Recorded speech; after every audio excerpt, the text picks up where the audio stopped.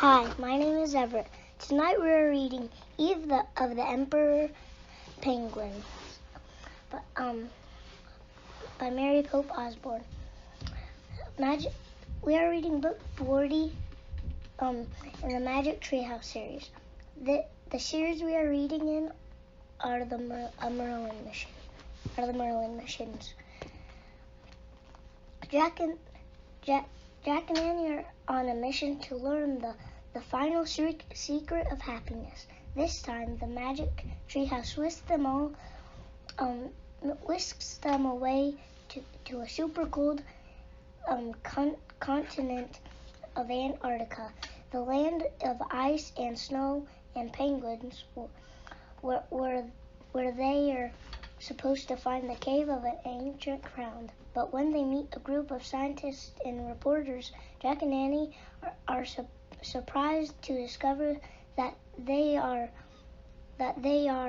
in contemporary times.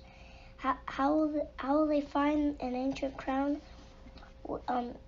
If they're with these people? We'll find out in Magic Treehouse book number 40. Chapter 1. Smile.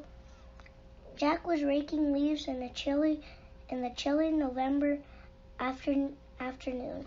Geese honked overhead. Annie, smile, said Annie. Annie was pointing her camera at him. No pictures now, he said. Come on, said Annie. Smile. Jack gave her a goofy smile. A real one, said Annie. I'm taking pictures for our family projects at school. Jack crossed his eyes and made his smile even goofier. Okay, be that way, said Annie. I'm going into the woods. Good, said Jack. Go. Maybe I'll see the treehouse, said Annie.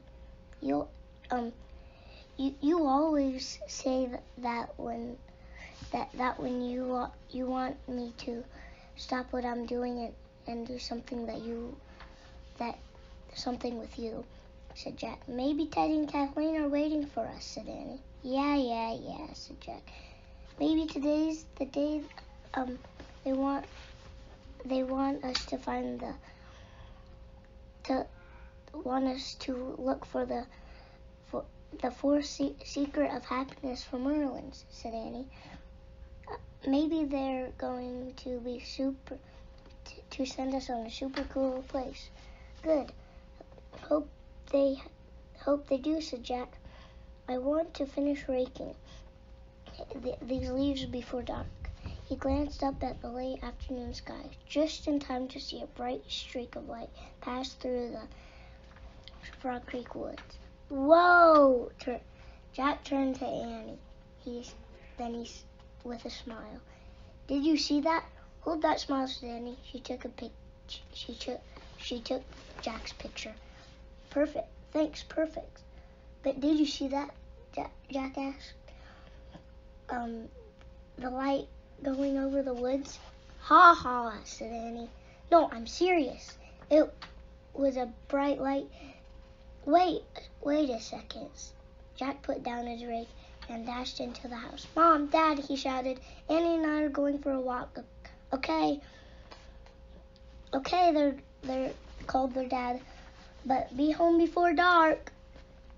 And wear your scarves and hats, called their mom. We will, said Jack. Jack grabbed their scarves and hats and his backpack from the hall closet and ran back outside. Let's go, he said to Annie. Annie put her camera into her jacket and pocket and took off running with Jack.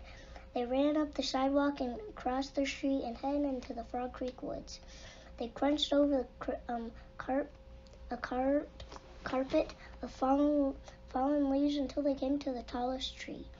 The Magic Treehouse was there, and Kathleen and Teddy were poking out the window. The two young enchanters were both wearing dark cloaks. Hi, Annie shouted. We were We were about to come looking for you, said Kathleen. And how did you know we were here?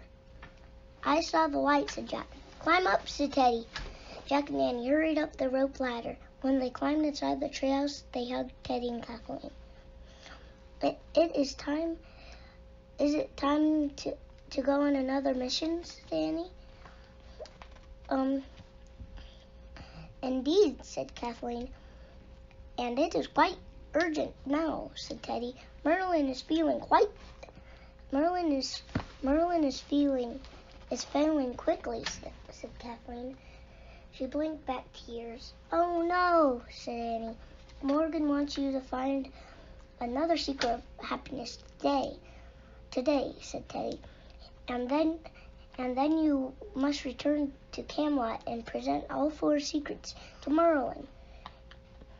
You remember the first 3, do you not? Sure, said Jack.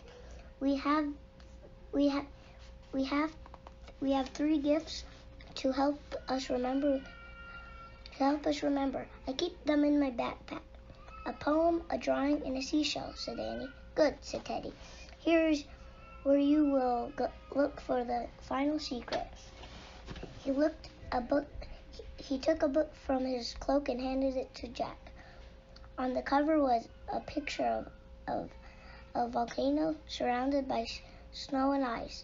The title said, The World of Antarctica. Antarctica, said Jack.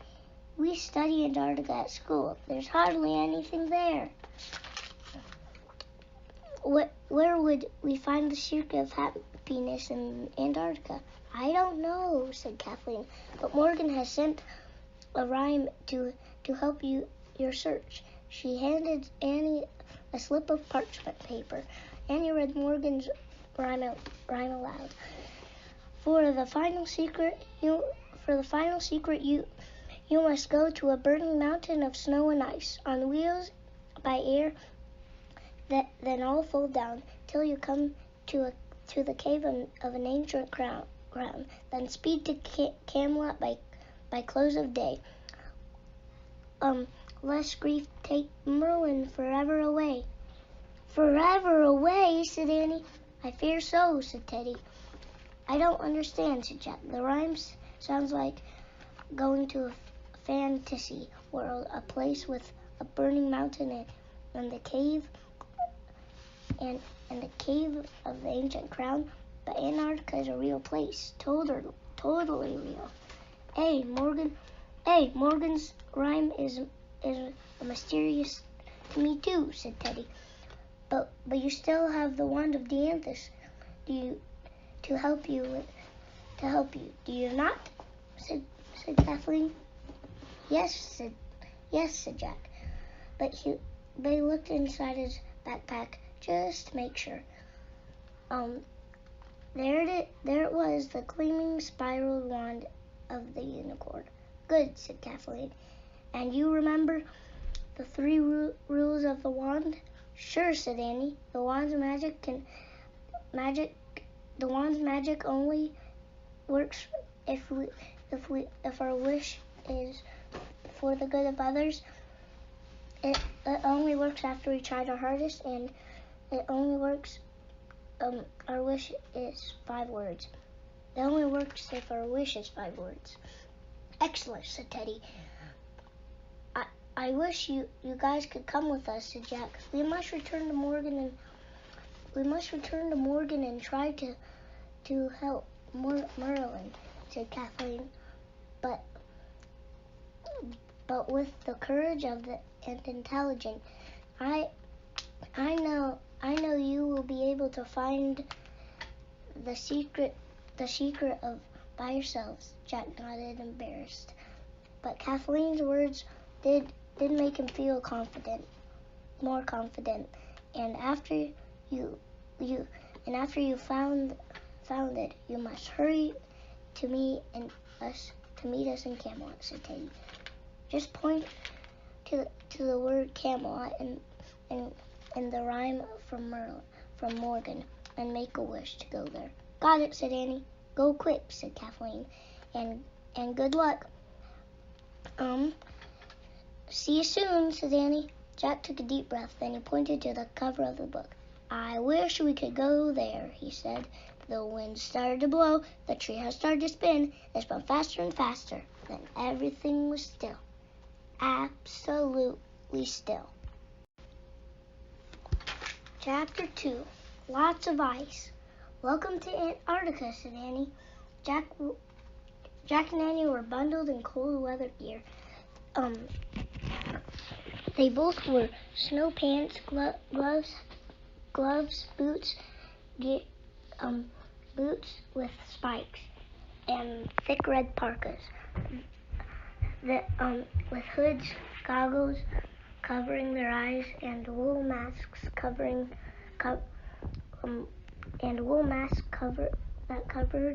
their mouths and noses.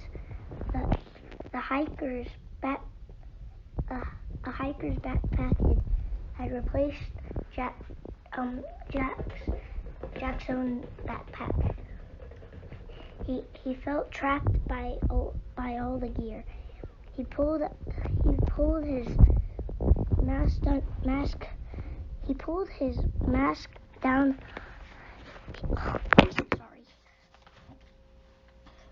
He pulled his mask down under his chin and pushed his goggles onto his forehead. And he did the same. Their breath made clouds of mist and in the freezing air. It is really cold here, said Jack. The wind stung his bare face and made his eyes water. But he kept his mask and goggles off as he looked out the window. Out the window with Annie. The treehouse was on the ground. It was tucked under an overhang of an ice cliff near the ocean. Icy sea waters sparkled in the sunlight. The shore was silent and deserted. It looks totally empty, said Jack. I still don't get it. How do we find the ancient crown here? No kidding. Or a queen ever no king or queen ever ruled Antarctica. In fact, no people ever lived here at all until explorers came to recent times. Let's get started. Let's get started and try to figure out, said Annie. Not so fast, said Jack. He pulled off his glove and opened the research book and to the first chapter and read aloud. The continent of Antarctica is the coldest, driest, and windless place on Earth. Larger in area than the United States. It is a land filled with ice cliffs, icebergs, and ice sheets, ice shelves. Okay, lots of ice, said Annie. Got it. Let's go. In a minute, Jack kept reading. But Antarctica was not always a land of ice. Eons ago, it was part of a supercontinent scientists have named Gondwana. It has forests, flowers, and many animals, including dinosaurs, but no people ever lived there. See, said Jack, no kings, no queens, no crowns. Yep, let's go, said Annie. But Jack kept reading. Over millions of years, Antarctica broke off the Gondwana and drifted south. Okay, I'm drifting now myself, said Jack. Okay, I'm drifting now myself, Jack, Annie said. Bye. She climbed out the window and disappeared from the tree. From the treehouse. Jack looked back at the book, but before he could read farther, he heard Annie whoop with laughter. "Oh wow, Jack, come look!" she yelled. "What is it?" said Jack, closing the book. "You won't believe it. You won't believe this," said Annie. "You have to come and see." Jack put his gloves back on and pulled his backpack and pulled on his backpack. He folded the paper with Morgan's rhyme and put it into his pocket. He clutched the research book to his chest. He climbed out the window.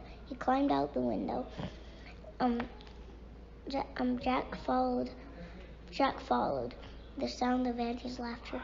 Beyond the trees and the frozen seashore, a group of penguins, grown-ups and babies were babies. The grown-ups had orange streaks on their cheeks, puffy white chests, and black wings they held straight by their sides. The babies were fluffy balls of gray fuzz. The penguins were waddling toward Annie. They rocked from side to side, taking funny little steps. Jack burst out laughing. A big penguin looked like a committee, a little men in black suits. The group stopped in front of Annie and squawked at her. "Hi guys," said Annie. "Glad to meet you." The penguins stared back at her with friendly curiosity. "They're so cool," said Jack. He opened the book and found a picture that looked like the group of penguins around Annie. He read, "The emperor penguin was the tallest and heaviest of the penguin species, and are also the most ancient. Over 3 feet tall, grown-ups can weigh up to 90 pounds. Researchers say that the penguin's closest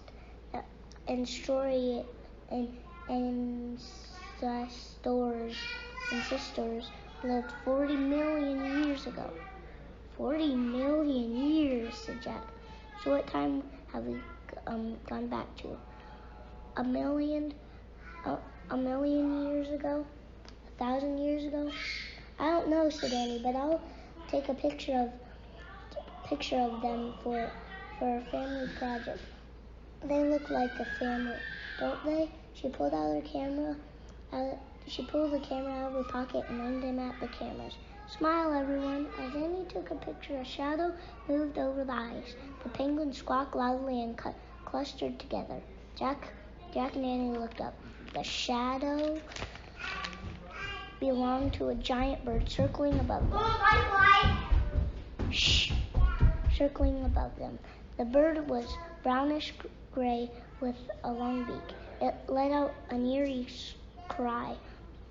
"That's what is that?" said Annie asked with alarm. "I'll look it up," said Jack. He flipped through the pages of their book and to a photo. "Here," he said. He read quickly. "Giant petrels are the vultures of Antarctica. They eat dead birds and animals. Sometimes they attack young seals or pen." "Oh no!" cried Annie. Jack looked up. The petrel was diving toward the penguins. It hit the smallest one. It hit the smallest one with the wing and swooped back into the air. The penguin squawked and waddled away from the group. The petrel spread its wide wings and dove again. "No!" cried Annie. The petrel swooped,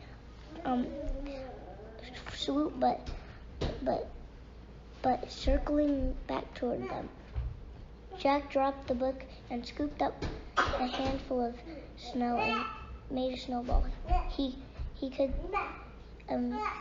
Before he could throw it, the petrel attacked again. again.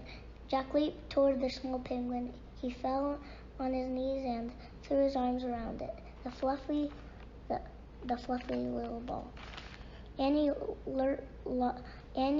lunged at the petrel. "Go! Get out of here!" She yelled, waving her arms. The petrel caught and rose into the sky, and disappeared over the cliff.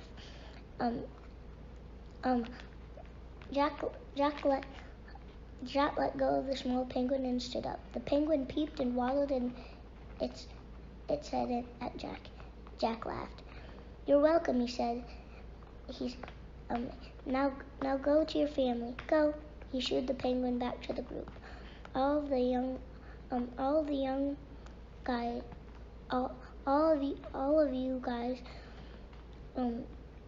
back into the water. You'll be safe. You'll be safer there. Go, go. The penguins squawked and flapped their wings as if saying goodbye. Then they waddled across the icy shore, taking quick, tiny steps toward the sea. One after another, they dove between the cracks of the cracks in the ice until they had all disappeared. "Bye, guys," said Annie. "Honk." "What's that?" said Jack. "Honk." It sounded like some kind of horn. "It sounds like some kind of horn," said Annie. "That's weird," said Jack. "It's coming from over there," said Annie. She picked up her book and followed Annie up the sides of an icy slope. The metal spikes on the boots dug into the ice and kept them from slipping. When he and Annie reached the top, they looked down. "Oh, man," said Jack. "We haven't gotten back in time at all." Chapter 3, Short Grown-Ups. An icy field below the slope were yellow, brown, and green buildings, telephone poles, metal pipes, and storage tanks. Tractors and bulldozers moved along the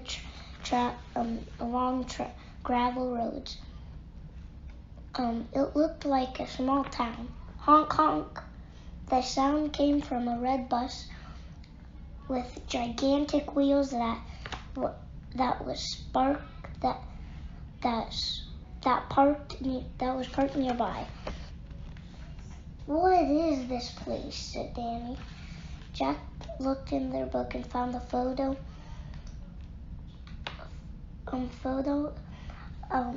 that looked like the scene below. The caption read, "McMurdo Station." Jack read the photograph under the photo. Antarctica has many scientific research station representing countries from all over the world. The largest is named McMurdo Station. Researchers lived there for weeks, even months at a time. Honk! Jack looked up. He saw four people come out of a yellow building and start toward the bus. They were all bundled in red parkas with hoods, goggles, and masks. They carried backpacks and cameras and camera bags. "They must be researchers," said Jack. "Let's go talk to them," said Annie. "We can't," said Jack. They'll ask why we're two kids are traveling alone in Antarctica. Maybe they won't know we're kids," said Annie, "if we put our goggles and masks on. We'll look just like them, only shorter. They'll think we're short grown-ups." I don't think so," said Jack. Just then, someone jumped off the bus. Hi, folks," a woman shouted to the four researchers. "I'm Nancy, your bus driver and guide today." Nancy caught sight of Jack and Annie. She waved her arms at them. Hello, she called. Are you two part of the group? Up to the volcano? She pointed toward the mountain looming in the distance. Did you hear that? Jack said to Annie. A volcano. He cupped his gloved hands around his mouth. Yes, he shouted back in his deepest voice. We're coming. We are? Annie asked it with surprise. A volcano, get it? Said Jack. A volcano is a burning mountain. All right, said Annie, like in the rhyme. The burning mountain. Got it. Quick, cover your faces. Your face, said Jack. Jack and Annie covered their eyes with their goggles and pulled their masks and pulled up their masks. Then they started walking toward the bus. Try not to talk to anyone unless we have to, Jack said quickly. And if we do, talk in a really deep voice. No problem, Annie croaked in a deep voice. Maybe we shouldn't talk at all, said Jack. Hurry, Nancy called to them. Coming, shouted Jack in his deepest voice. And they started running across the snow. By the time Jack and Annie arrived at the bus, everyone but Nancy had climbed aboard. Good, you made it just in time, said Nancy. Follow me. She bounded up the steep steps of the red bus and sat in the driver's seat. Without a word, Jack and Annie climbed on after Nancy, walking down the aisle. Jack glanced at the others in the group. A couple of them nodded, and everyone nodded back. Everyone was hidden behind their goggles, ski masks, and bulky parkas. Jack couldn't tell anyone's age or whether they were male or female. Jack and Annie sat a few rows behind the others. Jack took off his backpack and put it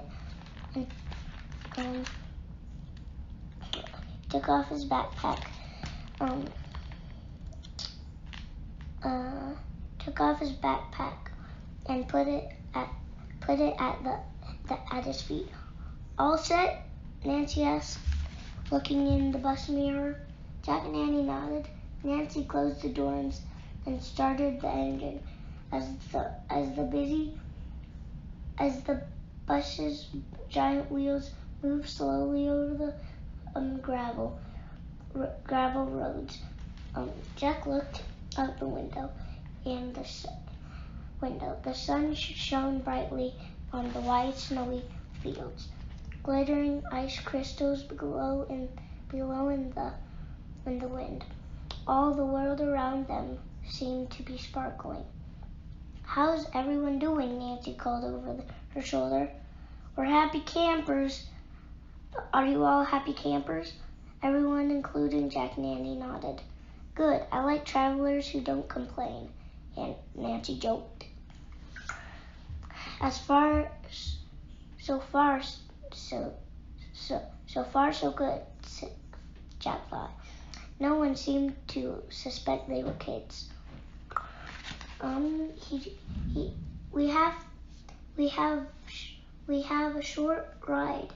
Said Nancy, but enough time for you all to introduce yourselves to me. I'm Nancy Tower, and I work here in Antarctica as a guide and a bus driver in flight machine. Cool, whispered Annie. I know you all come from different countries as researchers and journalists, said Nancy. Start from the front and tell me who you are. The woman in the front pulled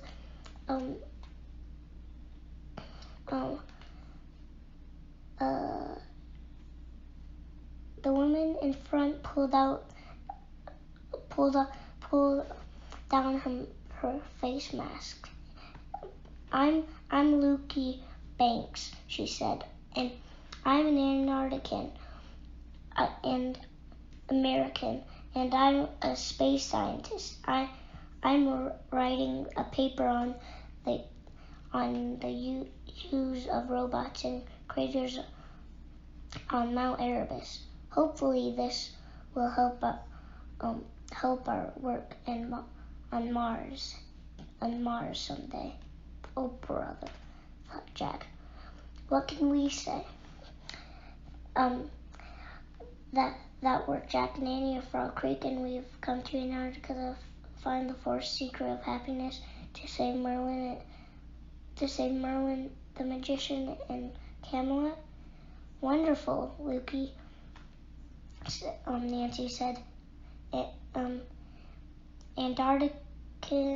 Antarctica is as similar to Mars as any place you can find on Earth. Next,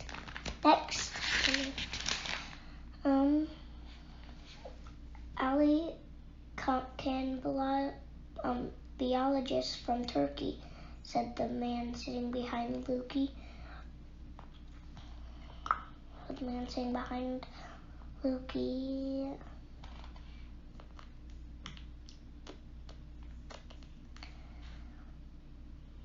Where was I?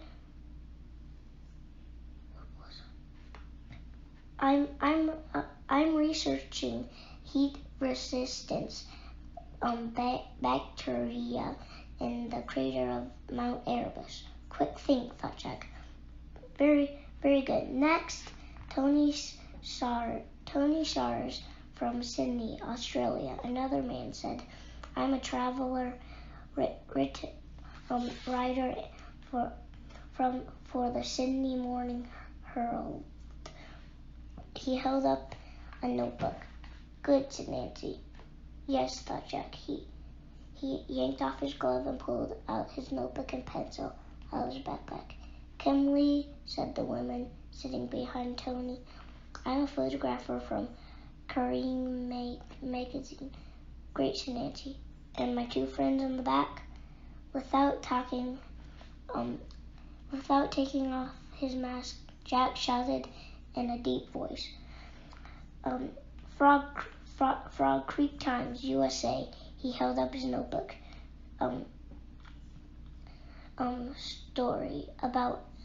Story about Antarctica.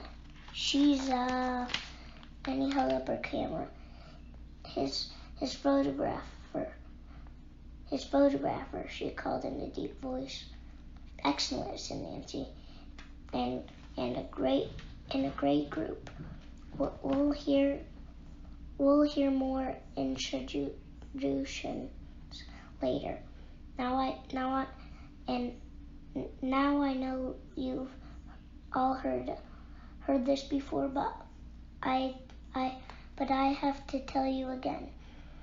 It is very important to remember these rules here in Antarctica. Jack opened his notebook and got ready to write down the rules. Never rush, said Nancy, and should always think about where you're going and what you're doing. Jack scribbled. Go slow. Never walk on snow and ice fields alone, said Nancy. In many places beneath the ice and snow, there are deep hidden cracks in the ice. Jack wrote. Say with others, cracks in the ice. And remember, all the Antarctica is a nature preserve, said Nancy. Never touch wildlife or disturb the wild animals. Oops, said Annie. Jack frowned. We already broke the rules with those penguins, whispered Jack. He whispered. I know, but we won't do it again, said Annie. No, Annie whispered back. Right, said Jack. He wrote down, never touch wildlife Got all that, Nancy asked the group. Everyone nodded. Good, said Nancy. I look forward to sharing Antarctica with you today. I know you'll all find some great information and history. As the bus rolled along, no one gave Jack and Annie a second look. Nancy called us friends, Jack whispered to Annie. The others must think she knows us. Yeah, and she thinks we're friends with them, said Annie.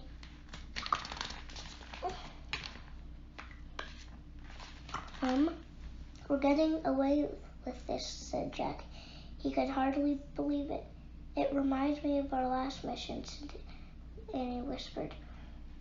On the ship with the ocean scientists. This is better, said Jack. We're out here. Everyone's treating us as grown-ups, and I don't feel like throwing up. And nowadays, women getting to do really cool stuff too, like men do, said Annie. She pointed. Good point, said Jack. But there's still stuff about the rhyme I don't get. He pulled the rhyme out of his pocket and he and Annie read it silently. For the final secret, you must go to a burning mountain of snow and ice, on wheels by air, and then all fall down until you come to a cave with the ancient crown.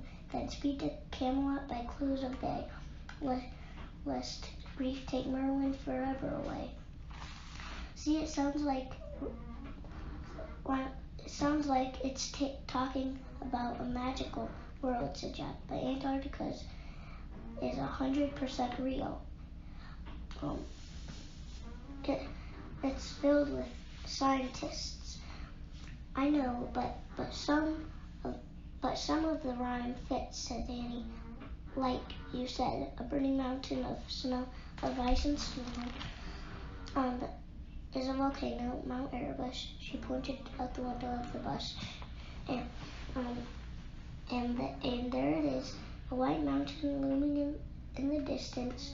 Ice and snow covered its slopes, and puffs of smoke rose from its peak, drifting into the blue sky. It's burning all right, said Jack.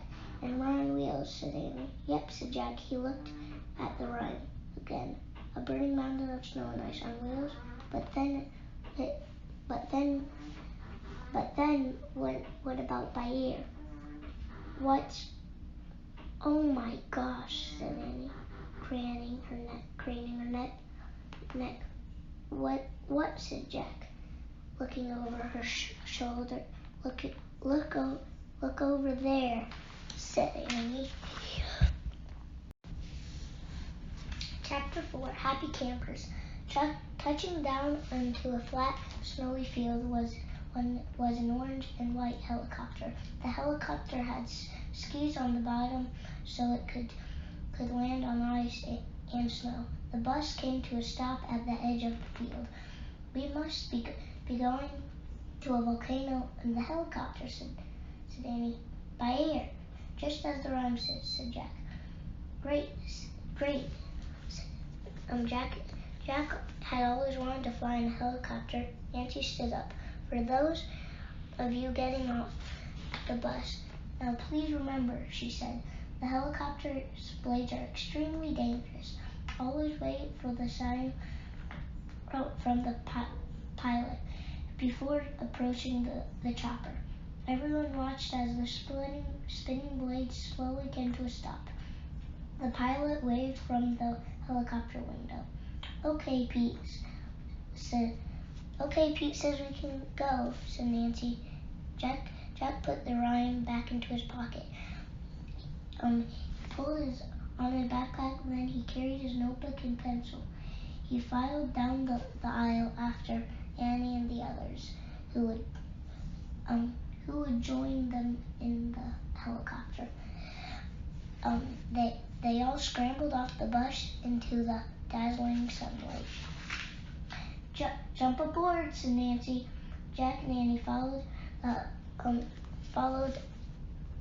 the four of the adults and up the steps of the helicopter and squeezed into a small cabin.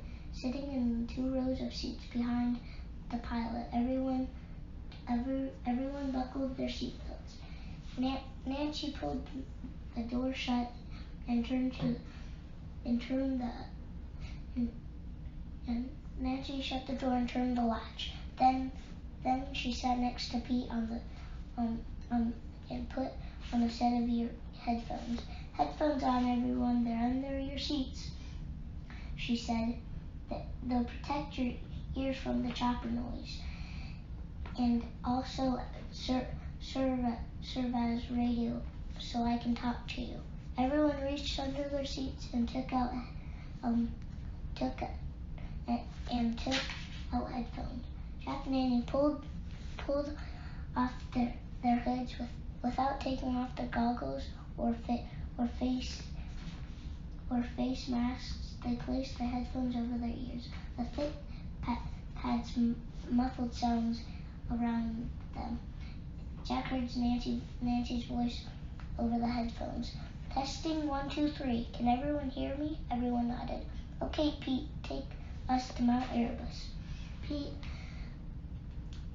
Pete, the pilot, started the helicopter, and even with the headphones on, Jack could hear the roar of the engine and the spinning of the blades.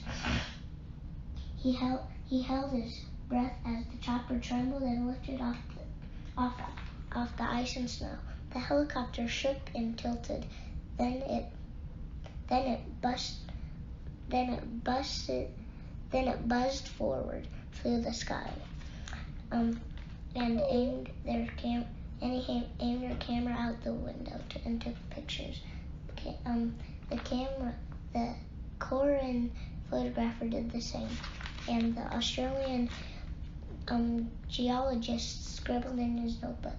Jack was too excited to take notes now. This is great, he thought.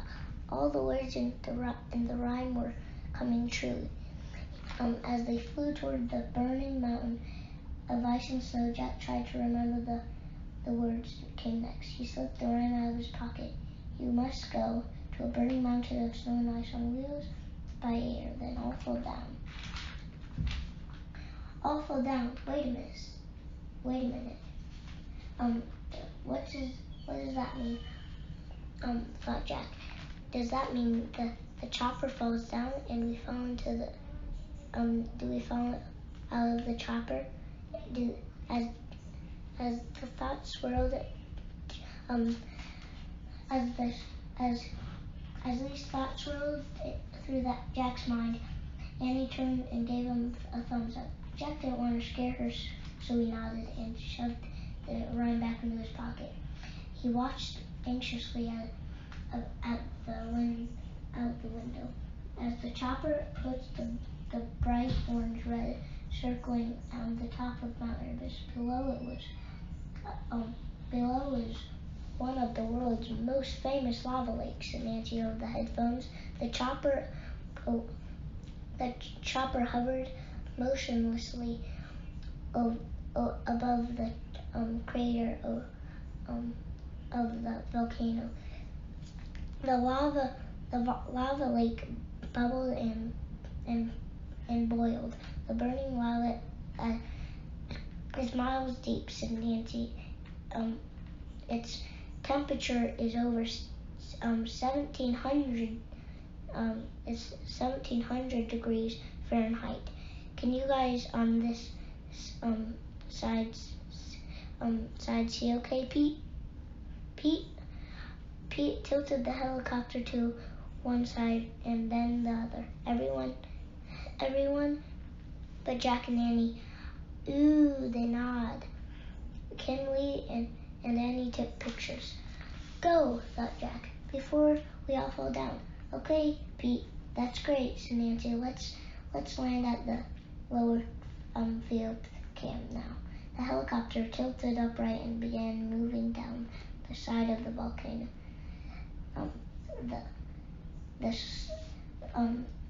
Jack saw a small orange building and sticking out up from the snow. Colorful snowmobiles were parked near it. Moments later, the chopper touched down onto the slope.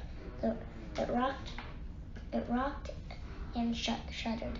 Then came to a stop. Whew, thought Jack. They hadn't landed they landed without falling from the sky into the burning lava lake. But then what could all fall down in the Rhine mean? Stay seated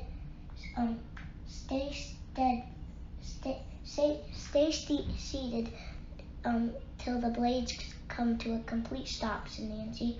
Everyone remained in their seats with their seatbelts on and headphones. As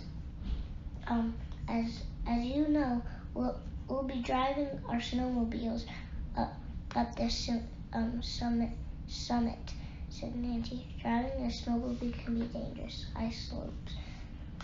Please remember, everyone, everything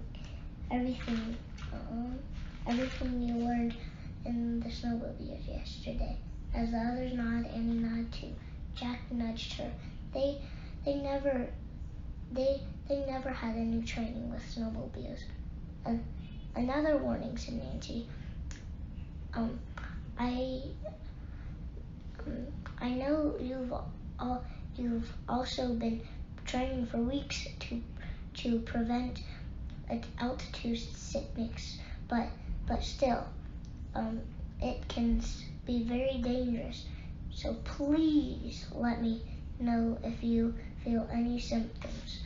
Altitude sickness, Jack wondered. He pulled off his glove and opened up his backpack. He pulled out the research book and looked up altitude sickness in the index. He turned to the right page and read, altitude sickness, also known as mountain sickness, can cause by lack of oxygen and at great heights. Symptoms including headaches, dizziness, and shortness of breath.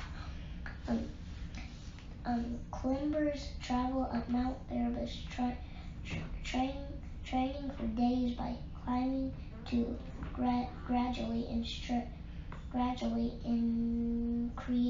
increasing heights. Oh no, thought Jack. The spinning helicopter blades had come to a stop. Okay, happy campers, said Nancy.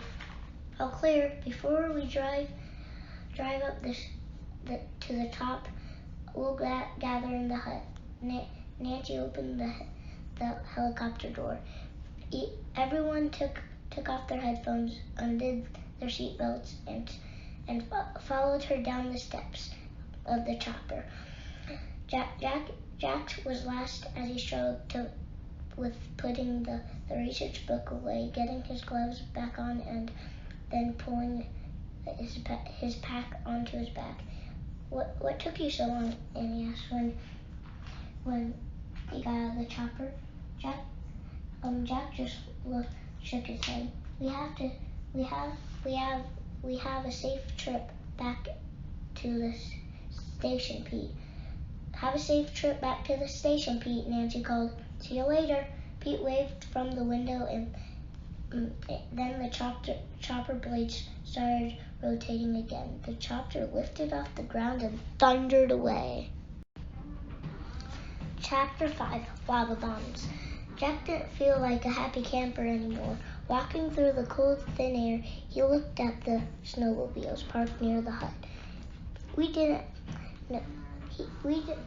know anything about driving snowmobiles, he whispered to Annie. We haven't trained for altitude sickness, for anything including altitude sickness. That's okay. If we get in trouble, we can use the wand, said Annie. No, we can't, said Jack. We can't use the wand just for ourselves. Plus, we haven't tried our hardest yet. This way, gang, called Nancy. She was ushering everyone into a small orange building. Jack and Annie followed the group inside the room. The one-room hut was had plastic chairs, a small heater, axes, jugs of water, and shelves with boxes of trail mix. Have a seat and help yourself with some of the best water in the world, said Nancy. It comes from melted glacier ice. Everyone sat on the plastic chair. Lukey, Kim, Tony, and Ellie poured water into tin cups and lowered their masks to drink. Jack was thirsty too, but he shook his head no at Annie. He was afraid they would show their faces. Before we take off, I want to warn you again, Annie, about the snowmobiles, said Nancy. No matter how much training you've had, you must be very careful on your ride up to the craters. Remember that to drive sideways. So if the snowmobile slips and rolls over, your leg won't get crushed. Everyone nodded. How do we drive sideways? Jack wondered in a panic. Don't be afraid to go fast, and don't lock up your brakes, said Nancy. Locking up your brakes can spell disaster. And watch out for lava bombs, said Ellie, the biologist. Lava bombs? Jack piped up. He quickly deepened his voice. Excuse me, lava bombs? Lava that spits from the craters, said Ellie. Spits, repeated Jack. Spits, repeated Jack, like oatmeal that bubbles and spatters from a pot, said Lukey, the space scientist. Except the bombs are made of oatmeal, said Ellie. They're blobs of fiery hot liquid rock, and some of them can be as big as a car. They burn deep holes in the snow and ice.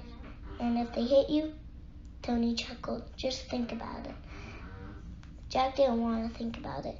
Seriously, it's pretty neat, said Nancy.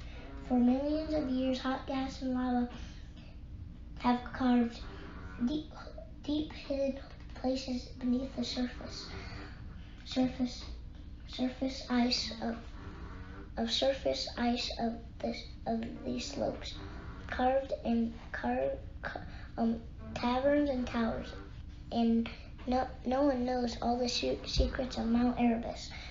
Nancy took a last sip of water and put her cup down. Okay, guys, you have a few hours to do your experiments and get your stories. Then Pete will come back for us. Let's go. As Jack stood up to go, he almost fell over. The room was spinning. He closed his eyes, but that only made it worse. After the others had filed out of the door, Jack sat back down in his chair. I'll just stay here for a second, he thought. His heart pounded. You okay? said Annie, coming back into the hut. I'm dizzy, said Jack, trying to catch his breath. I think I've got altitude sickness. I'm not feeling so great either, said Annie. Try taking off your mask and goggles so you can read better. She helped Jack lift off his mask and goggles. Does that help? Yeah, it will, said Jack. Yeah, a little. Jack took a deep breath. But we need lots of help. What do you mean? Said Jack. Help getting over altitude sickness, said Jack. Driving snowmobiles and dodging lava bombs and finding the ancient crown. And what is that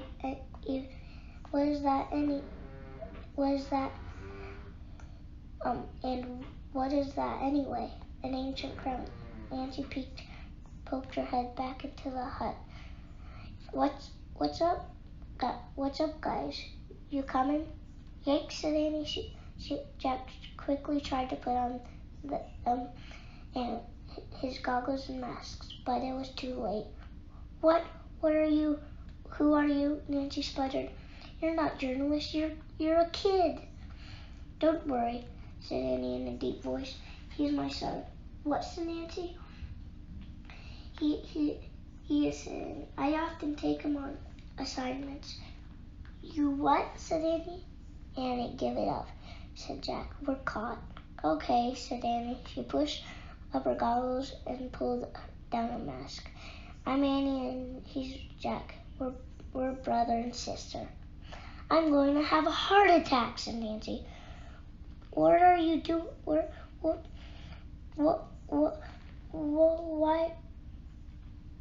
are you kids doing here? We were looking for, and he stopped. Jack knew she couldn't explain their mission to save Merlin. Merlin to Nancy. This is unbelievable, said Nancy. I've got to get you back to the station. Your parents must be frantic.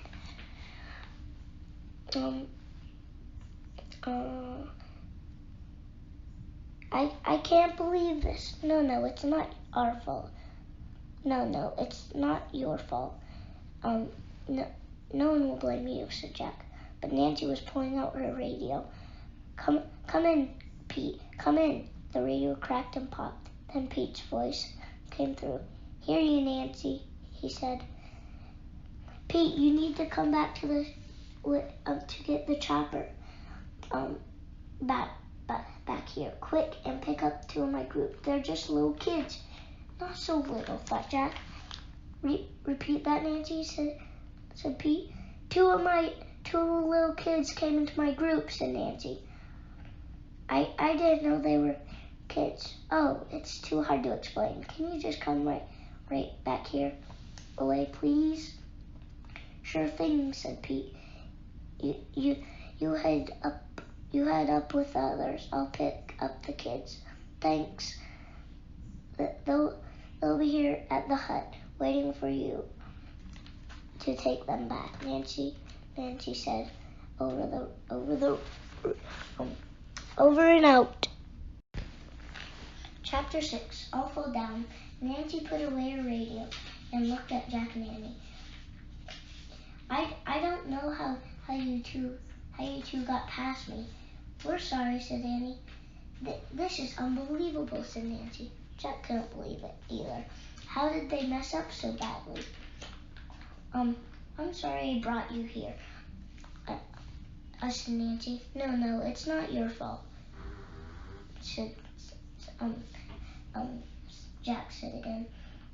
It's mine. Oh, mine. Oh, said Nancy. She's seen your tears. You're just little kids. Not so little, thought Jack. Gee. A snowmobile rumbled outside, its engines warming up. Oh dear, said Nancy. I've got to lead the group up a safe route to the craters, or they'll be in trouble. But Pete should be back here in just a few minutes. Will you be okay by yourselves till then? We'll be fine, don't worry, said Annie. Good, said Nancy. Here, sweeties. She poured some water into 2 cups and gave them to Jack and Annie. Drink. While they drank the water, Nancy spread a blanket on the floor and turned on the small heater. Lie down here, she said. Just rest. She patted the blanket. Jack and Nancy lie down. Nancy covered them with another blanket. If you get thirsty, drink more water, she said. Thanks, said Annie. Jack was too embarrassed to say anything. He felt like a preschool kid being put down for a nap. Okay, Nancy said with a big sigh. You kids nearly gave me a heart attack, she repeated half to herself as she left the hut. Sorry, said Jack, but Nancy was gone. Soon the roar and rumbling of the snowmobiles filled the air as Nancy led the scientists and journalists up the mountain. We really messed up our mission, said Jack, lying down on the blanket. And we were doing so well, said Annie. She sat up. Can I see the rhyme, please? Jack pulled the rhyme out of his pocket and handed it to Annie. Okay, said Annie. She read aloud. Then all fell down till you come to the cave of the ancient crown. I wonder if that counts as falling down, asked Annie. She put the rhyme back into her pocket. I don't think so, said Jack. I don't know what that means. And there's no ancient crown in Antarctica.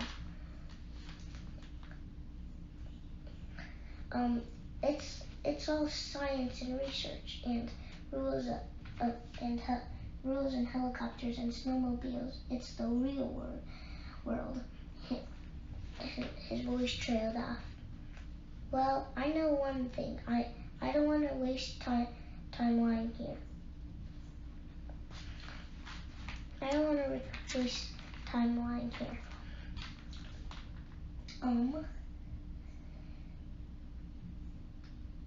Said Annie. She threw off the blanket and stood up. At least I can take a few pictures while we wait for Pete. You really feel like doing that? Said Jack. Not really, but I'm gonna try, said Annie. I don't think you should, said Jack.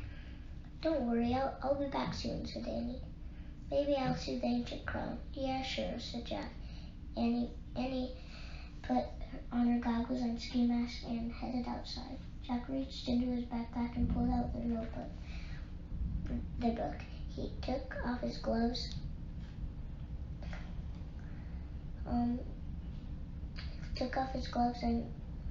And looked up ancient crown in the index. He wasn't surprised to find it wasn't there. Jack put the book into his backpack and took out his notebook. He read the rules. Go slow, stay with others, crack an ice, never touch wildlife. Jack's hand was cold, so he put his glove back on. He put his notebook in, then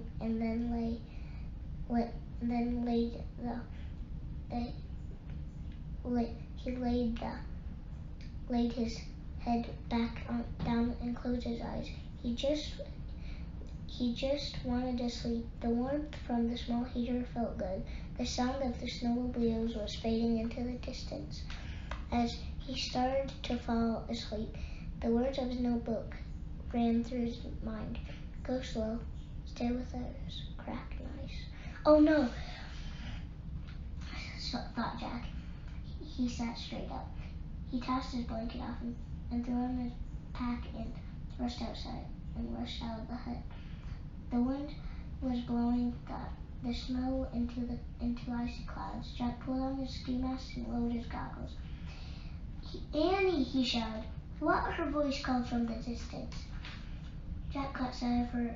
She was aiming her camera up the slope at the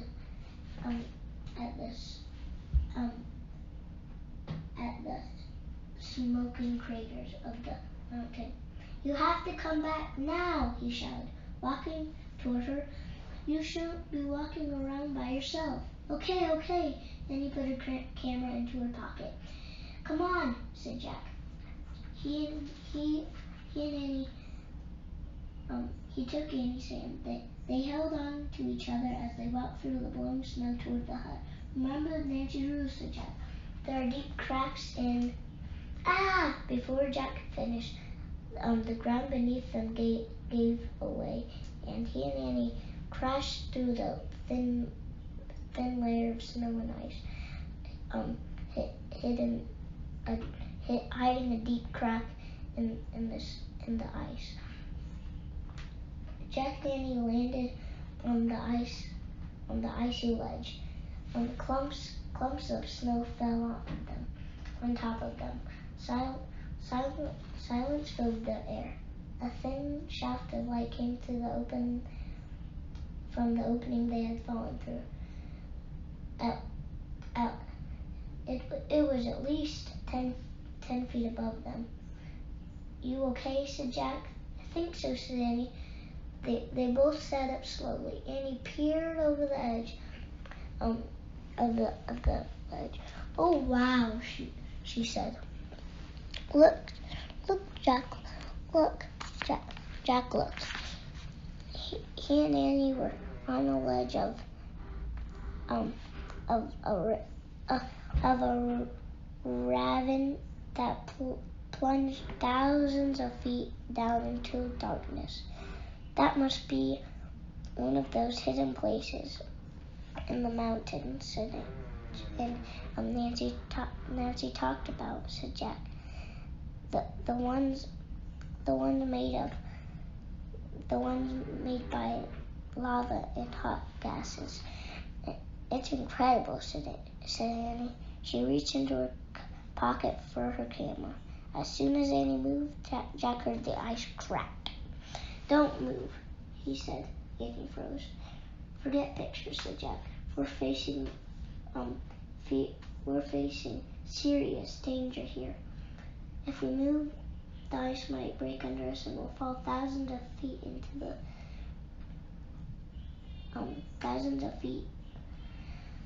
Got it, said Annie. She took a deep breath. Maybe we should use the wand. We can't, said Jack. The wand won't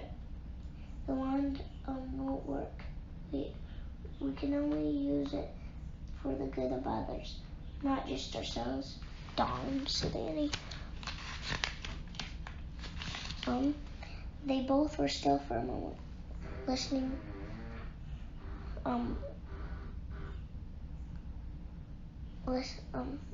to the immense silence around them. Okay, said Annie. The way I see it,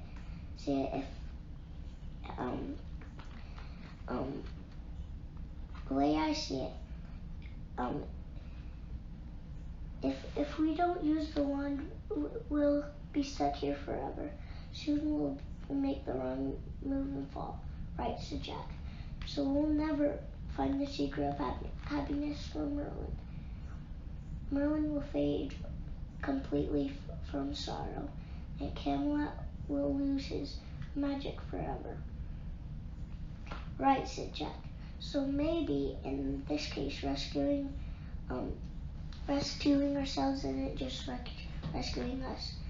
Our good is also the good of others, like Merlin. Good thinking, said Jack. Let's try it.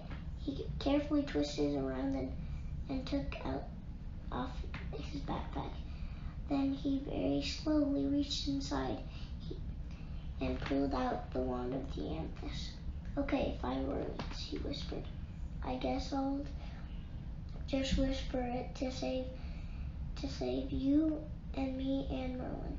Hey, why didn't we make that wish a long time ago?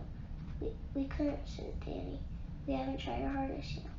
Right, get ready, said Jack. He closed his eyes and held up the gleaming silver wand and said, Save Annie, Merlin, and me. He waited a moment. Then he opened his eyes and looked around.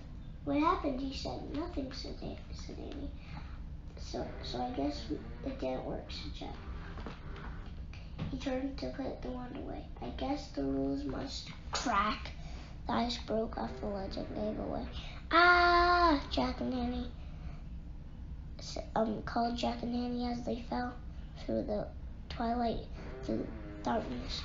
Down, down, down, down into blackness.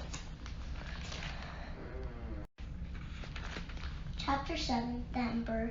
Clutching the wand, Jack lay in the pitch dark. He pushes up his goggles, but he still couldn't see anything. You there? It was Annie's voice. Yes, said Jack. You okay? Yes, but we're really in trouble now, said Jack. We fell way down into a dark hole, and the wand doesn't work. He struggled to sit up. Maybe we should try again, said Annie. What's the point, said Jack. We'll never get out of here now. Jack and Annie were silent for a moment. Hey, we're moving, said Annie. Moving, said Jack. They were moving. The ice under them was gliding silently and smoothly through the blackness. What's happening, said Jack. Maybe we're not in a hole, said Annie. Look, there's a light ahead. In the distance, they saw a glimmering light. As they kept moving, the light grew brighter. It grew brighter and brighter until they slipped out of darkness tunnel into dazzling light. Now Jack could see that they were lying on a slab of ice floating down a narrow river. We're on an ice raft, said Annie. What's happening, said Jack again. I don't know, said Annie, but I think maybe the wand didn't work. The ice raft floated through the light and shadow, past tall, frozen cliffs. Then it glided toward an archway in one of the walls. Where are we going? Asked Jack. The raft floated it through the archway into a gigantic cavern. The cavern was like a huge icy cathedral. Its walls shone as if they were covered with silver. Oh, what? Oh, whispered Annie. What is this place, said Jack. I don't know, but now I'm sure the wand worked, said Annie. The ice raft kept floating along a thin river inside the cavern, past icy archways, gigantic and jagged ledges. Jack felt as if he were being watched. He thought he heard whispers and breathing. Look, said Annie. She pointed to a cave opening, and standing on the ledge outside the cave entrance were two penguins. They looked just like the emperor penguins Jack and Annie had seen earlier. Jack and Annie stood so they could see better. As the raft flowed closer toward the ledge, a penguin in front stepped back inside. The other didn't move. Oh man, said Jack. The penguin wore a glittering crown. The ancient crown, Jack whispered. We found it. Annie didn't say anything. She just smiled as the ice raft floated straight toward the emperor penguin. It hit the ledge with a gentle bump. Hi, Annie said simply. The penguin made a deep murmuring sound. He didn't speak in human speech, but somehow Jack and Annie could understand every word. Welcome to the cave of the ancient crown, Annie bowed. The penguin had such dignity that Jack bowed too. The emperor spoke again. Come, he beckoned with his wing. Then he turned.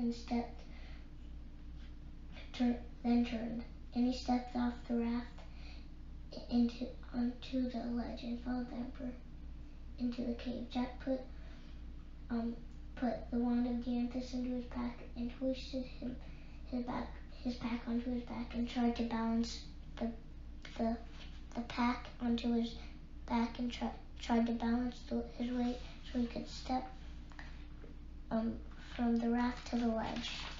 Hurry, said Annie, poking her head into the cave. I'm coming, said Jack. He leaped from the raft and onto the ledge and hurried into the cave. The cave of the ancient crown was sparkling. Icicles hung everywhere. Pillars of ice glimmered pillars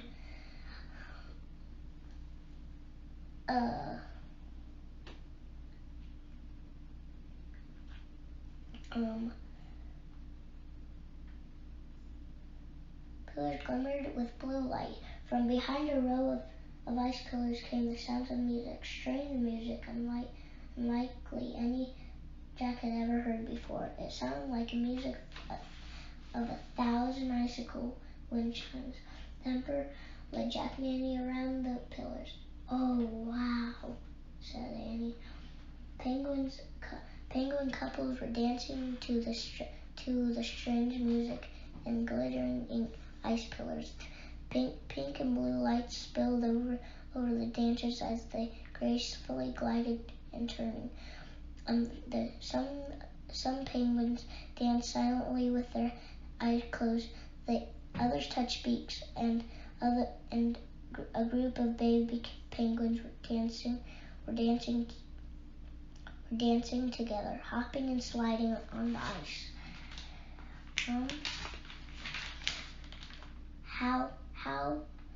How could this be happening? Stammered Jack. Don't ask, whispered Annie. It's magic. A murmur went through the ballroom as the penguins began to notice Jack and Annie. The strange music kept playing, but all the dancers came to a stop. None of the penguins seemed alarmed, though. They all looked at their visitors with calm, friendly faces. The Emperor spoke to Jack and Annie. Word reached us earlier that you saved one of our own. We have been hoping to meet you. Jack puzzled. Jack looked at Annie. When we first got here, remember, she whispered. Oh, right, said Jack. He'd forgotten all about rescuing the small penguin from the petrel. You may stay with us for as long as you wish, said the Emperor. You are honored members of our tribe now. Thanks, said Annie, but we can't stay long. We came to Antarctica to look for a secret of happiness, to save one of our friends, said Jack. It felt natural to tell the Emperor and his tribe the truth. They lived in the world of magical as the world of Camelot. His name is Merlin. His magic of Camelot is really sad. The penguins began murmuring and whispering to one another. Jack couldn't understand what they were saying. From the back of the crowd, a baby penguin waddled forward, the tiniest one in the tribe. Oh, look, breathed Annie. Jack grinned from ear to ear. The baby was a fuzzy gray ball, the beak with big dark eyes. It was even smaller than the young penguin they had saved earlier from the petrel. The little penguin waddled forward up to the Emperor. Peep, peep, she said. The Emperor looked at her. Peep, peep. She says she wishes to go with you, said the Emperor. She wants to help your friend. But she's so little. What about her mom and dad? She is an orphan, said the Emperor. Her parents were lost in a terrible storm, but she is very brave and full of joy. I know that she will bring happiness to your friend Merlin. And Annie turned to the baby penguin. Thank you, she said. Then she leaned over and patted the penguin's tiny head. Don't touch her, said Jack soft. She's so soft. She patted the baby on the head too. As he touched her soft little feathers, she tilted her head and stared at him with her big eyes. Jack felt a wave of tenderness from the baby penguin. He couldn't believe she was an orphan. Tears came to his eyes, but he quickly blinked them back and cleared his throat. "Thanks, Penny," he said, and he giggled. He couldn't believe he just named the penguin Penny. Usually Annie was the one who named the animals. "Beep," said Penny. She would like you to pick her up," said the Emperor. "Oh, okay," said Jack. He leaned over and held his arms out. Penny snuggled close to his parka. "Peep!" Jack laughed and picked Penny up. He held the little penguin tightly. The Emperor turned to the crowd. He said something Jack couldn't understand. The crowd parted to make a path. The Emperor nodded at Jack and Annie. "Let us go now," he said. As Jack and Annie and Penny left with the Emperor, the penguins flapped their wings against their bodies, applauding. "Goodbye," Annie called to the crowd. Jack smiled and waved. "Peep," said Penny. The icicle chime music grew softer and softer as Jack and Annie followed the Emperor through the cave. The tall penguin led them outside onto the ledge. "Thank you for helping us today," he said.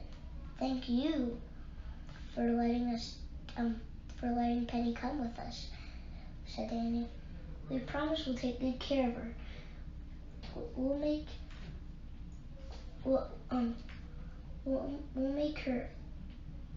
We'll take her to Merlin," said Jack.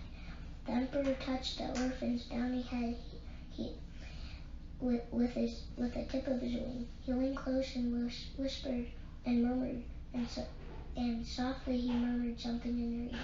"Beep," said Penny. The Emperor looked up at Jack and Annie. Silently he bowed to them, and they bowed back. Then the Emperor Penguin turned and walked back into the cave of the ancient crown. Jack sighed for a moment. He hated leaving the enchanted world of the penguins. Oh, she's cold," said Annie. Jack looked down at Penny. She was shivering in his arms. "Put her inside your parka," said Annie. Yikes, how much is there? He unzipped his parka and carefully placed the little penguin against his sweater. He pulled the zipper back up. He held Penny close to him. "Perfect," said Annie. Just make sure she can breathe, okay? "Don't worry," said Jack, patting his jacket. "I'll take good care of her." "Do you think we can use the wand now to get back?" asked Annie. Jack nodded. I think so. He said, I can't think of any other way. Should we tell it to take us back to the treehouse?" Asked Annie. "Or Frog Creek or Camelot?" "No, we should go back to the Mount Erebus first," said Annie. "If Nancy finds out that Pete never picked us up, she really will have a heart attack." "Oh, right," said Annie. "Then we better put on our masks and goggles."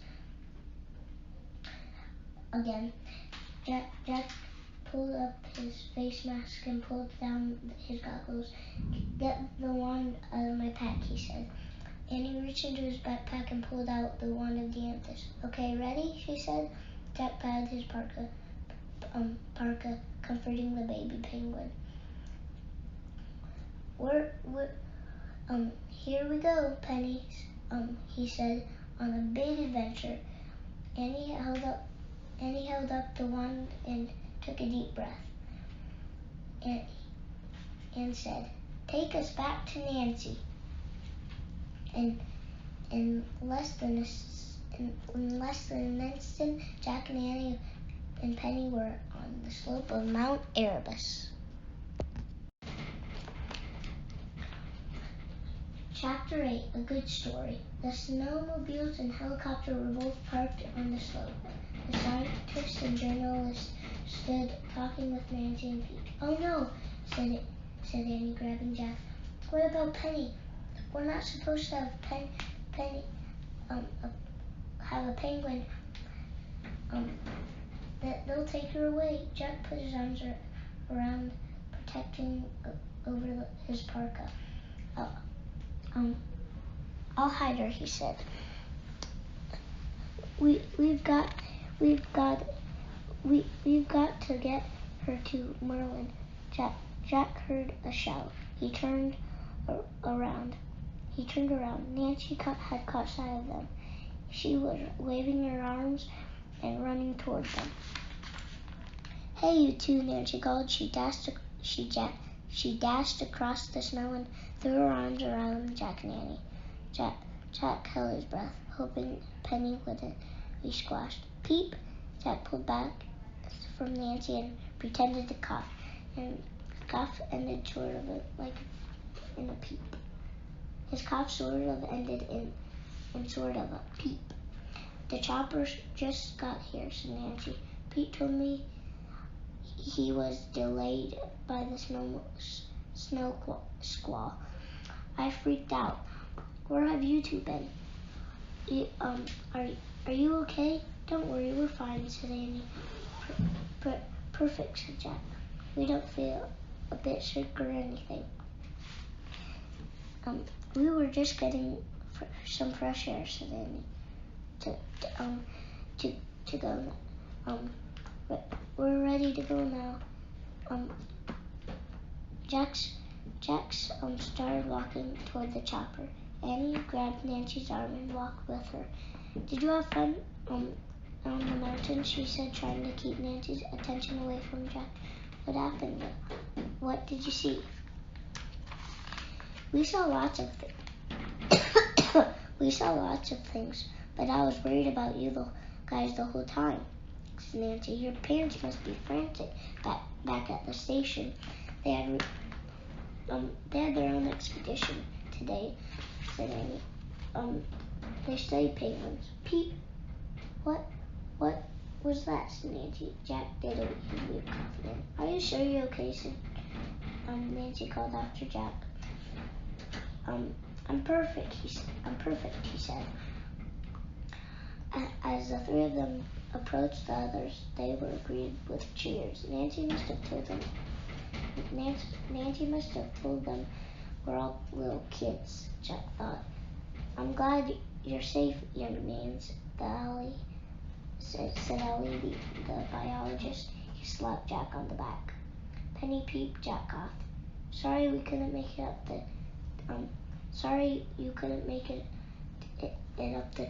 up to the top, said Kim, the photographer. That's okay, said Annie. We still got a good story. Did you now, said Lucy, the space scientist. Yes, a really good story, said Annie. Excellent. But you mustn't tell us all, and said Tony, and the journalist, or one of us will steal it. Tony laughed, and the others laughed with him. Okay, we'll keep you a secret, said Annie, smiling. Pete opened the door of the chopper. Brave little kids, Nancy said first. Oh, brother, said Jack. Nancy ushered Jack and Annie toward the helicopter. They scrambled up the steps, climbed aboard, and sat down. As the others climbed in and got settled, Jack loosened his seatbelt so he could buckle up without crushing Penny. Pete, Jack coughed, but he was relieved that Pete started the engine and the rotator blades began to spin. Headphones on, yelled Nancy. Everyone pulled on their headphones.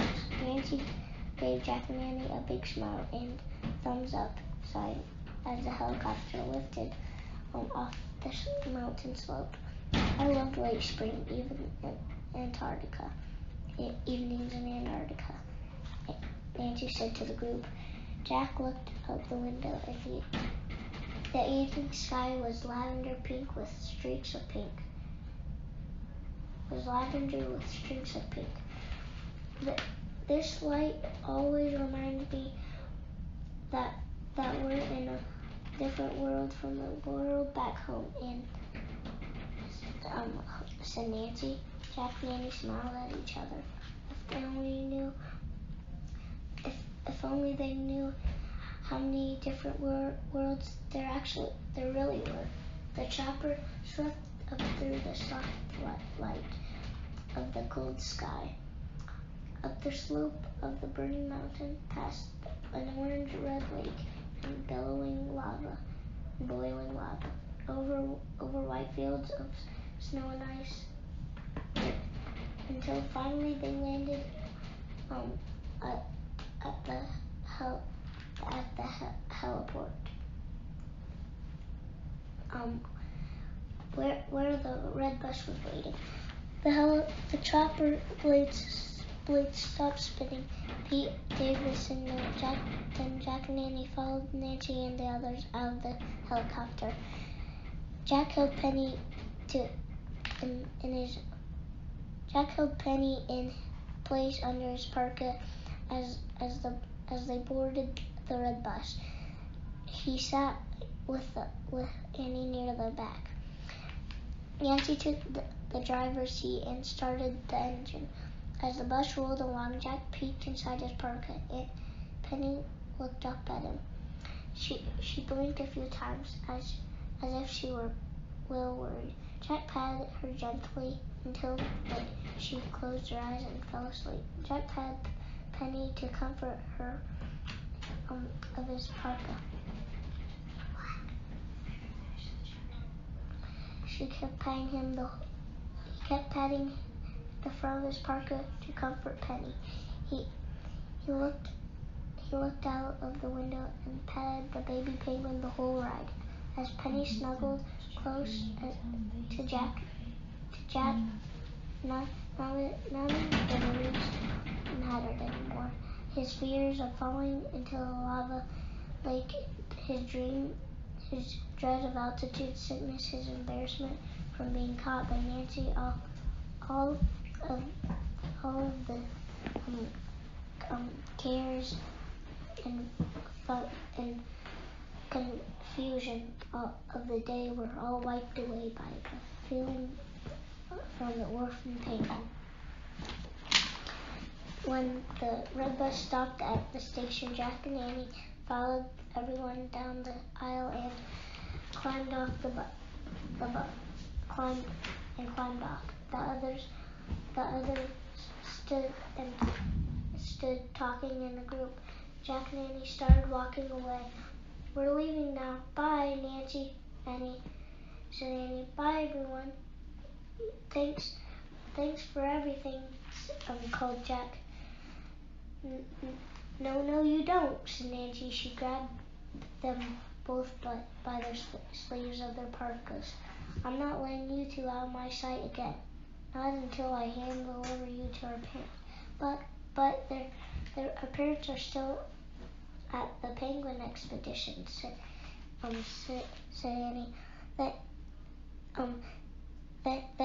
Then I'll take you to where they're staying, said Nancy. Come on. Clutching their parkas, she started walking them toward the building. Right, yes. No, you all must be staying at the wildlife quarters, right? Yes, said Jack. Nancy led Jack and Annie to a building that at the edge of the company. Well, here you are, home, safe and sound. Thanks, said Annie. Bye, said Jack. He was desperate to get away with Penny. Wait, said Nancy. Oh no, what now, thought Jack. I'm still worried about you guys, said Nancy. Are your parents really studying penguins? I want you to tell me the true story now. Annie heaved a sigh. Okay, the true story is Jack and I came alone in Antarctica in the magic treehouse, said Annie, said Jack. but Annie kept talking. It belongs to Morgan Le Fay of Camelot. Morgan wants us to find the fourth secret of happiness for Merlin the magician. He is very sad, and as soon as we leave Antarctica, headed for Camelot to cheer him up. Nancy just stared at Annie. Jack held his breath, afraid Nancy would finally have her heart attack. But Nancy burst out laughing. She shook her head. Where did that come from? She said. You guys are so cute.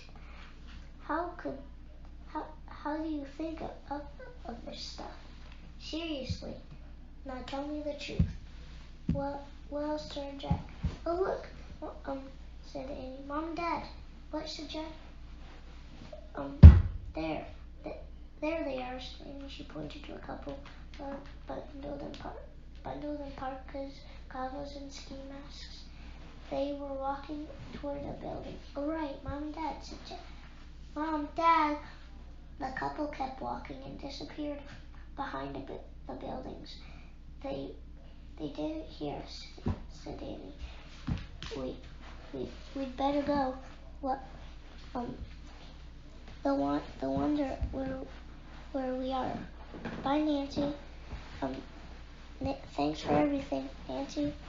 Nancy, you coming for coffee? Tony yelled, standing by the bus. You should go, Nancy, said Annie. We'll be fine. Okay, said Nancy, sighing. Bye, guys. Run and catch up with your folks. Beep. Jack coughed his funny cough. And take care of that cough of yours, said Nancy. Don't worry, I will, said Jack. Then Jack and Annie took off. They ran behind the building. They stopped and peeked back around the corner. They watched Nancy walk off with Tony and the others. Let's go, said Jack. He and Annie hurried away from the buildings at McMurdo Station. Jack put his arms around Penny as they crossed the icy slope and ran down to the cliff near the seashore. The treehouse was still tucked under the overhang, and climbed in through the window. Clara, be quiet.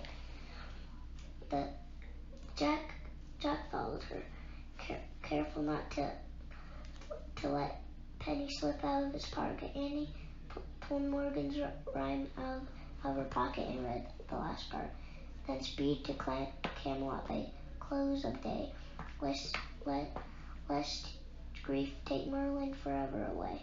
Let's go to Camelot, said Jack. Speed to Camelot. Annie pointed to the word Camelot and said loudly and clearly, I wish we could go there. A blast of light, a roar of wind, a rumble of thunder, and of course that you were there. Chapter 9. Penny and Merlin. Peep! Penny's head was sticking out of Jack's jacket. Jack and Annie were wearing their own clothes again. Their jeans, jackets, hats, and scarves. All their heavy cold weather gear from Antarctica was gone. We're in Camelot, said Annie, looking out of the window. Jack took Penny out of his jacket and held her up to the window so that she could see the grounds of King Arthur's castle. The treehouse had landed in an apple tree in an orchard, and in the near distance, castle towers rose into the late afternoon sky. Several knights on horses were riding away from the castle. Jack! Annie! Ted and Kathleen were running through the orchard between the trees over fallen golden leaves and apples. Jack and Annie waved at them. Oh, I just thought of something, said Jack. We forgot to find the fourth secret of happiness. Fourth secret. What do you mean, said Annie. It's Penny. No, I don't think so, said Jack. Remember, Leonardo da Vinci told us the secret of happiness has to be available to everyone. Not many people have their own baby penguins. Oh, right, said Annie. Jack, Annie, come down, Teddy and Kathleen called from below. We're coming, said Annie. Jack put Penny inside his jacket and carefully climbed down the rope ladder after Annie. Oh, what did you bring with you? Said Kathleen. Penny was picking out Jack's jacket again. A baby penguin for Merlin, said Annie. Look at her, said Kathleen. She's so beautiful. Indeed, said Teddy, petting Penny's downy head. Peep! She wants to help Merlin, said Annie. Let's hurry to Merlin at once, said Teddy. Come on, follow us. Kathleen and Teddy led the way between the trees to a small wooden cottage at the edge of this orchard. Merlin's in there? Asked Jack. This is a garden house he always loved as a child, said Teddy. Morgan thought he would find comfort there, but alas, he seems to have found nothing but more grief. He will eat nothing, and he has not spoken for days. Teddy opened the door to the cottage and ushered Jack and Annie inside. Morgan was sitting by Merlin's bed. Late afternoon light slanted through the window and onto the magician's face. He lay very still. His eyes were closed and his hands were folded over his chest. A chill went through Jack. Merlin hardly looked alive. Morgan turned round. She too looked tired, but her face brightened when she saw Jack and Annie. And thank goodness you have come, she said. Annie crossed the room and hugged Morgan. Jack stepped forward with Penny. Look what we have brought for Merlin, he said. Oh, said Morgan. The enchantress gently touched the little penguin. She is lovely indeed, she whispered. Thank you for bringing her. Morgan turned to Merlin. Merlin, she said, Jack and Annie of Frog Creek are here. They want to talk to you. Annie stepped forward, while Jack stood in the shadows with Penny. Hi, Merlin, she said. How are you doing? The magician opened his eyes, but the magician didn't open his eyes, but he nodded to let Annie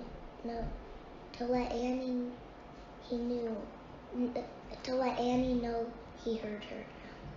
We have 4 secrets of happiness to share with you, said Annie. She reached into Jack's backpack and pulled out the poem that the poet Basho had given them on their trip to old Japan. Listen, here's a poem from a man named Basho, said Annie. She read the short poem. An old pond, a frog jumps in, the sound of water. The secret of happiness for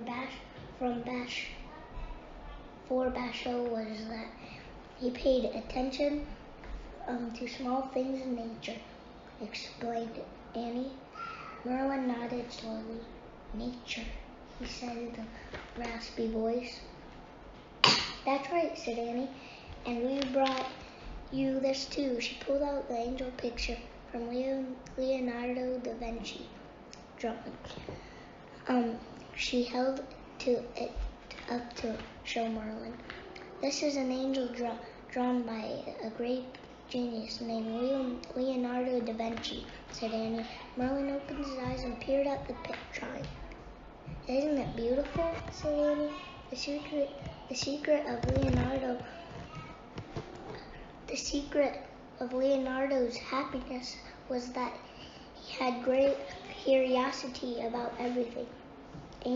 Angel's heart angels, art, noses, feathers, flowers flying. Every day he felt happy when he learned something new. Merlin nodded as he stared at the angel sketching. Curiosity, he breathed. Yes, said Annie.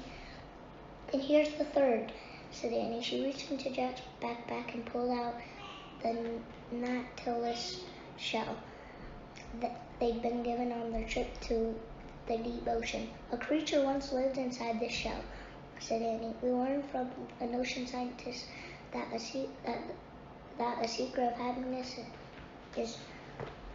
is having compassion for all living things,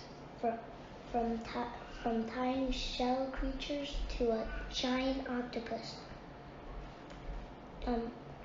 Merlin took the shell from Annie and cupped his hands around it and closed his eyes. His face softened. Compassion, he said, but he still didn't smile. Jack sighed. Maybe Merlin isn't going to get better after all, he thought. Give him Penny, Jack, whispered Annie. Jack stepped from the shadows. Merlin, he said, we don't actually know what the fourth secret of happiness is, but we want to give you something else. Merlin looked at Jack. He held up the tiny penguin. Her name is Penny.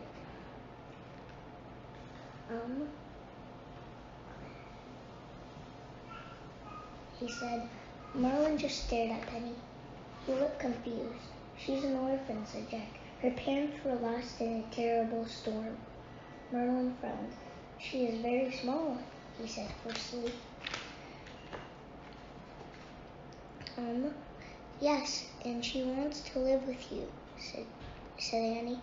The Emperor of the Cave of the Ancient Crown wants you to take care of her, said Jack. He says she is very brave and is full of joy. Jack set Penny on the floor, standing alone. The penguin looked tiny and fragile. Go to Merlin, he urged Penny. Jack urged Penny. Penny wobbled across the floor. Her tiny body rocked from side to side as she held out her wings to keep her balance. Penny stopped in front of Merlin. The little penguin and the old magician stared at each other for a moment. Merlin's expression didn't change. Peep, said Penny. Peep, peep. Merlin's face twitched, and then he began to laugh. First his laughter seemed more like coughing. Then laughing, as if he'd not laughed in a long time. But then his laughter grew louder, and he stood up and scooped the baby penguin into his arms. Merlin hugged Penny to his chest, pressing her against his long white beard. His face settled into a warm smile.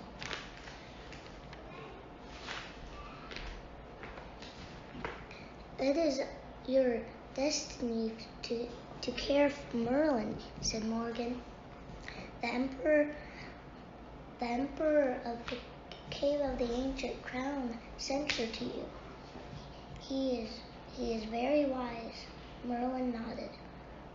Then, cradling Penny in his arms, he walked to the doorway of the cottage and looked out.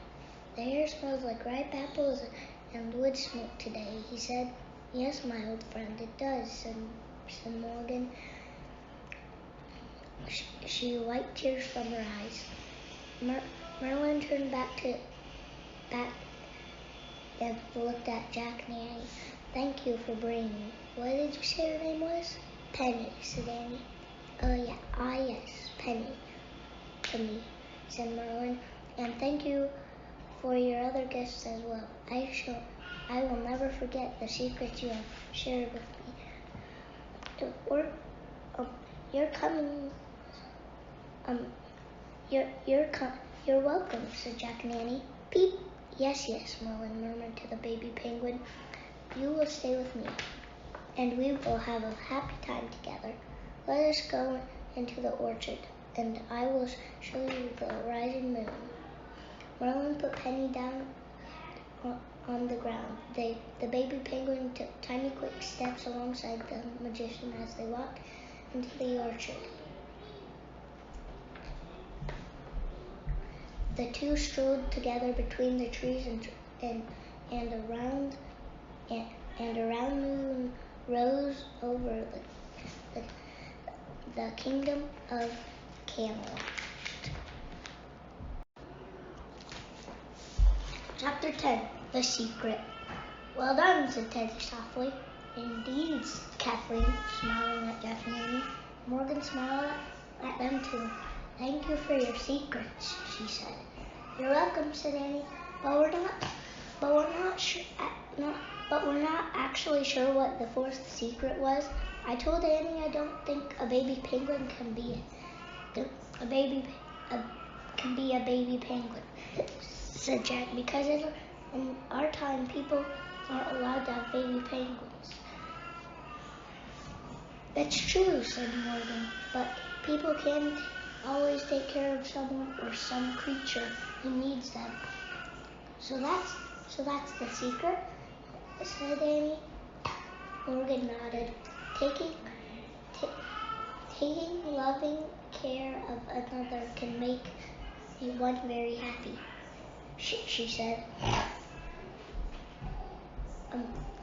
Like the other three secrets, it helped us look outside ourselves. Then we can better see all the gifts that the world has offered. Taking care of Penny really took my attention off myself, Jack said. I forgot about millions of things I worried about. I know you will miss her, said Morgan, but I imagine you will see her again someday. So are we going on another mission soon? Asked Danny. Return home and rest first, and we will send for you again, said Morgan. Can you try and make it really soon, said Annie. We don't like long rests. Morgan laughed. We will see, she said. Oh, before you leave, I want to take a picture of you guys, said Annie. It's for my family project at school. You seem like a family to me. Look this way, please. And he aimed her camera at Morgan, Teddy, and Kathleen. Smile, she said.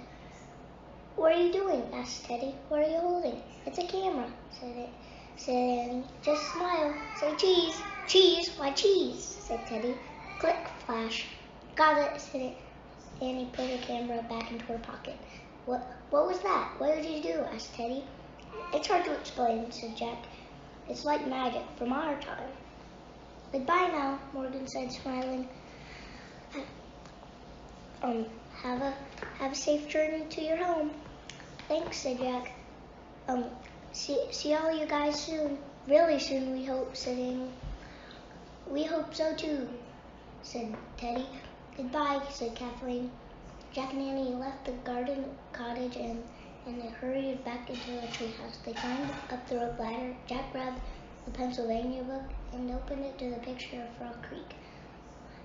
Wait, I see Merlin and Penny. Look, and he pointed toward Merlin in the distance. He was still walking through the apple orchard with Penny at his side.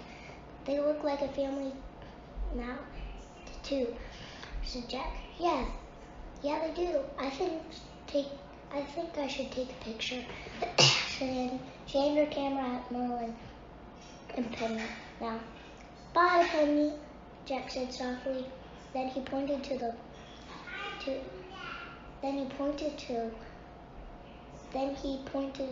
book to the words of Frog Creek. I wish we could go there, he said. The wind started to blow, the treehouse started to spin. It spun faster and faster, and everything was still.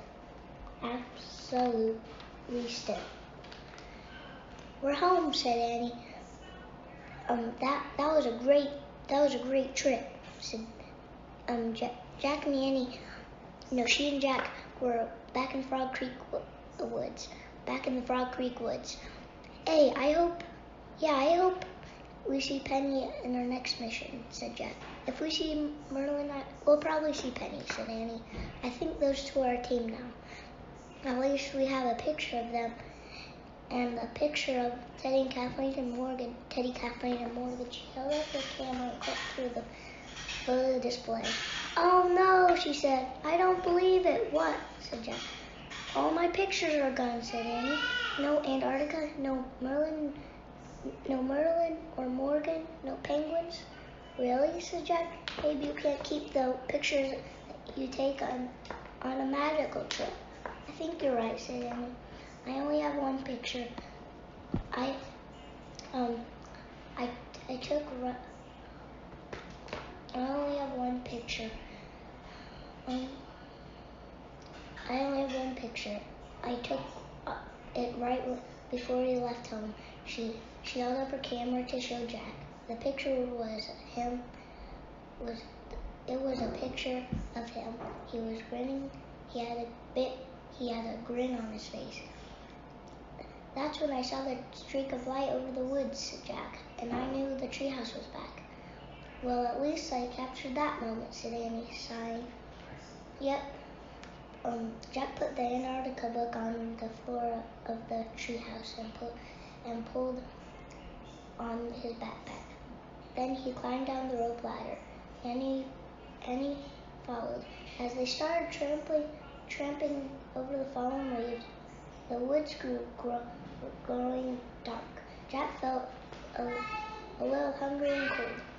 So the fourth secret is taking care of someone who needs you, said Annie. I guess that could mean lots of things, like taking care of a sad person, a baby puppy, or a new kid in school.